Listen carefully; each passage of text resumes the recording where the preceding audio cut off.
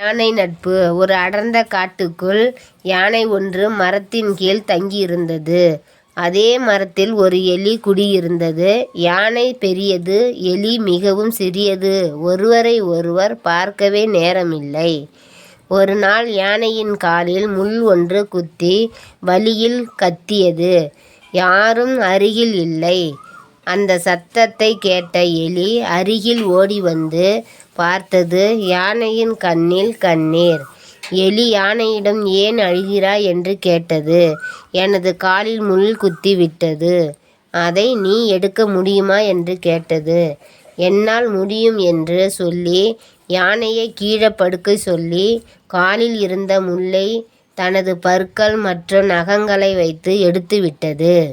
யானை மகிழ்ச்சியில், நான் பெரியவன், நீ சிறியவன். ஆனாலும் இன்று நீ உதவி செய்த என் வாழ்நாளில் மறக்க மாட்டேன் என்று கூறியது.